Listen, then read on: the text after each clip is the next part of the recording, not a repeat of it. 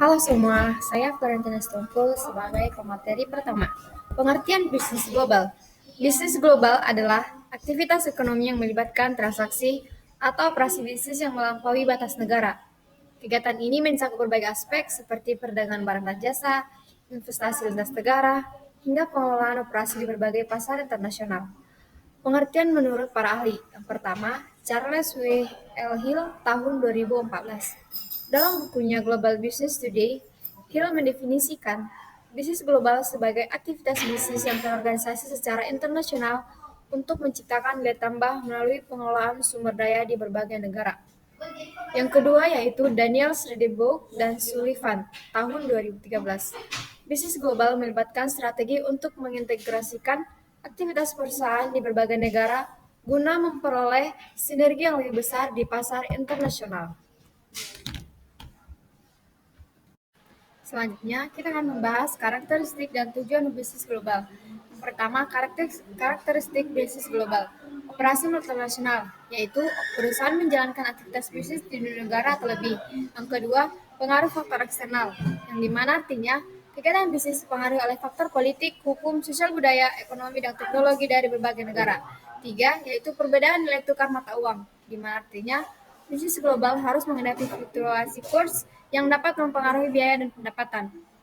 Keempat, ada adaptasi produk dan strategi, yang dimana artinya yaitu produk dan strategi pemasaran sering disesuaikan dengan budaya dan kebutuhan pasar lokal. Yang terakhir ada kompleksitas manajemen, yaitu mengelola bisnis lintas negara membutuhkan pengelolaan strukturalisasi, komunikasi, logistik, dan regulasi yang kompleks. Tujuan bisnis global. Satu, ekspansi pasar, yaitu membuka peluang untuk meningkatkan penjualan dengan menjangkau konsumen baru di pasar internasional. Kedua, diversifikasi risiko, yang dimana artinya menyeimbangkan pendapatan dengan tidak bergantung pada satu pasar atau satu negara saja. Tiga, akses ke sumber daya, yaitu memperoleh bahan baku, teknologi, atau tenaga kerja dari lokasi terbaik secara biaya dan kualitas. Yang terakhir ada efisiensi produksi, yaitu memanfaatkan perbedaan biaya produksi antar negara untuk meningkatkan efisiensi dan keuntungan. Lanjut ada faktor pendorong global. Yang pertama ada kemajuan teknologi, di antaranya teknologi informasi, di mana internet dan sistem komunikasi global mempercepat pertukaran informasi antar negara. Yang kedua ada teknologi transportasi, di mana pengembangan transportasi udara, laut, dan darat mempercepat distribusi barang dan mobilitas manusia. Yang ketiga ada teknologi produksi, di mana otomatisasi dan inovasi produksi membuat perusahaan lebih efisien dan kompetitif secara global. Lalu ada faktor yang kedua, yaitu liberalisasi perdagangan. Di antaranya ada penghapusan tarif dan hambatan perdagangan yang melalui perjanjian seperti WTO, NAFTA, ASEAN Free Trade Area. Yang kedua ada kemudahan investasi asing, di mana negara-negara membuka diri terhadap penanaman modal asing atau foreign direct investment. Yang ketiga ada deregulasi pasar, negara mengurangi regulasi yang membatasi perusahaan asing beroperasi di pasar domestik. Faktor yang ketiga ada globalisasi pasar, diantaranya ada keseragaman kebutuhan konsumen, di mana konsumen di berbagai negara memiliki keinginan serupa, misalnya produk teknologi, makanan cepat saji, dan lain-lain. Yang kedua ada budaya global, di mana penyebaran budaya global ini melalui media sosial, film, musik, dan internet mendorong organisasi tren konsumsi. Yang ketiga ada peningkatan daya beli, di mana negara berkembang mengalami pertumbuhan kelas menengah yang mendorong permintaan produk global. Lanjut ada risiko dan tantangan bisnis global. Yang pertama ada risiko politik, diantaranya ada perubahan kebijakan, di mana pergantian pemerintahan atau kebijakan ekonomi dapat mempengaruhi operasi bisnis. Contoh, nasionalisasi perusahaan asing. Yang kedua ada ketidakstabilitas politik, di mana ada konflik, perang, dan demonstrasi massal dapat mengganggu rantai pasok dan distribusi. Yang ketiga ada sanksi ekonomi, di mana larangan perdagangan atau pembatasan bisnis akibat sanksi internasional. Lalu ada di segi hukum, di mana ada perbedaan regulasi. Di tiap negara memiliki hukum berbeda mengenai perizinan usaha, standar produk, perpajakan, dan ketenagakerjaan. Yang kedua ada hak kekayaan intelektual. Dari risiko ini, pembajakan merek, paten, atau hak cipta di negara yang kurang ketat penegakan hukumnya. Lalu yang ketiga ada aturan perdagangan, di mana setiap negara ada adanya kuota, tarif, dan larangan produk tertentu di pasar tujuannya. Lanjut, ada risiko budaya, di antaranya ada perbedaan nilai dan kebiasaan, di mana ada gagal memahami budaya lokal dapat menyebabkan produk ditolak pasar. Contohnya ada produk makanan yang tidak diterima karena tidak sesuai dengan selera lokal. Yang kedua ada komunikasi lintas budaya, adanya salah paham dalam bernegosiasi atau membangun hubungan bisnis akibat perbedaan bahasa dan gaya komunikasi. Yang terakhir ada risiko nilai tukar, di mana ada fluktuasi mata uang, di mana ini perubahan nilai tukar dapat meningkatkan biaya produksi atau menurunkan pendapatan ketika dikonversi ke mata uang asal. Yang terakhir ada risiko transaksi, di mana kerugian yang timbul akibat perubahan kurs saat antara kontrak ditandatangani dan saat pembayaran dilakukan.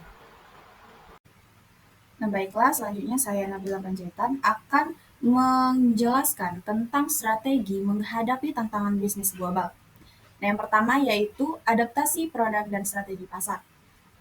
Agar dapat diterima oleh konsumen di berbagai negara, perusahaan perlu menyesuaikan produk tersebut, layanannya, dan strategi pemasaran mereka dengan budaya, selera, kebiasaan, dan kebutuhan lokal. Nah, adaptasi ini dapat meliputi perubahan rasa produk, desain kemasan, hingga cara komunikasi merek. Konsep globalization atau berpikir global, bertindak lokal, menjadi prinsip utama dalam menjaga relevansi tanpa kehilangan identitas merek global.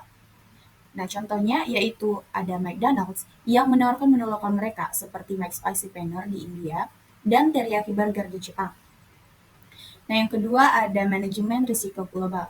Sebelum masuk ke pasar internasional, perubahan harus melakukan identifikasi dan evaluasi potensi risiko seperti ketidakstabilan politik, fluktuasi nilai tukar, perbedaan hukum, atau resesi ekonomi lokal. Nah, strategi mitigasi risiko ini perlu diterapkan, misalnya dengan yang pertama yaitu dengan hedging untuk melindungi dari perubahan nilai tukar. Yang kedua ada diversifikasi pasar agar tidak bergantung pada satu wilayah saja.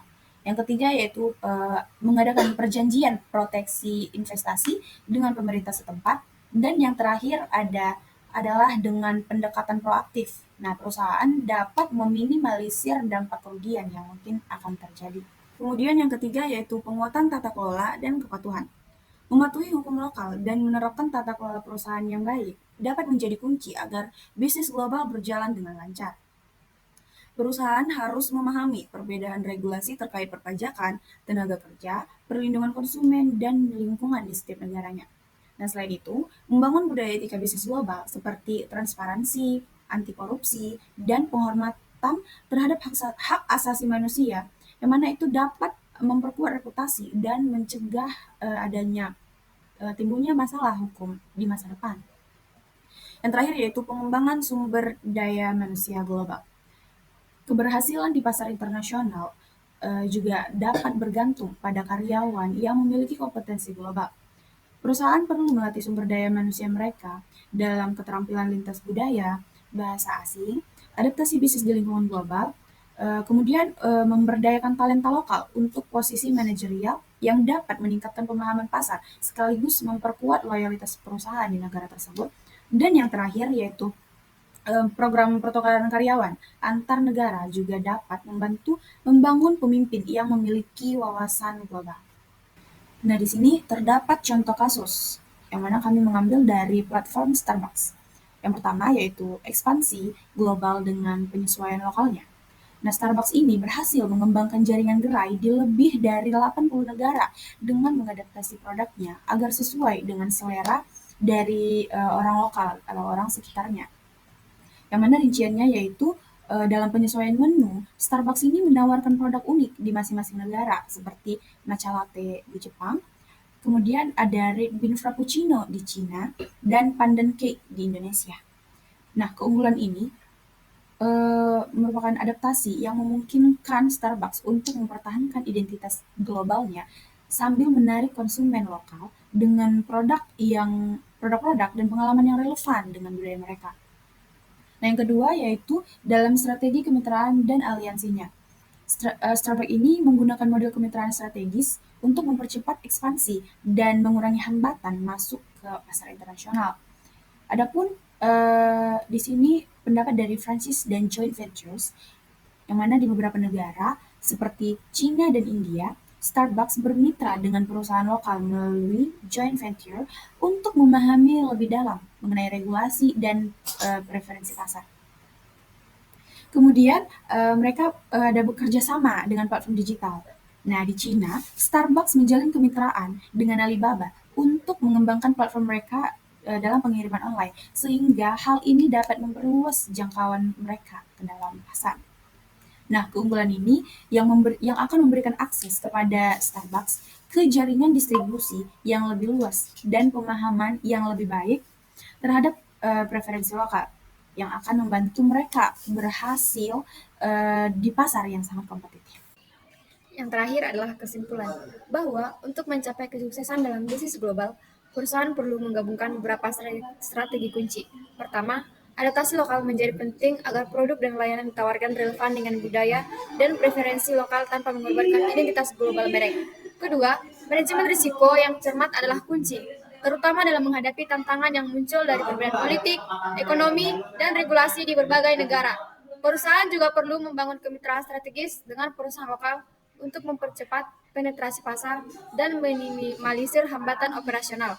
Selain itu, perusahaan harus memastikan kualitas dan identitas merek yang konsisten di seluruh dunia untuk menciptakan loyalitas pelanggan yang kuat. Pemanfaatan teknologi juga berperan penting dalam mempercepat operasional bisnis, meningkatkan efisiensi, dan mendorong inovasi berkelanjutan yang sesuai dengan tren global. Akhirnya, bisnis global yang sukses adalah yang dapat menyeimbangkan antara standarisasi global dan adaptasi lokal, serta terus berinovasi untuk memenuhi kebutuhan pasar yang berkembang. Baik, sekian dari kami bertiga. Terima kasih.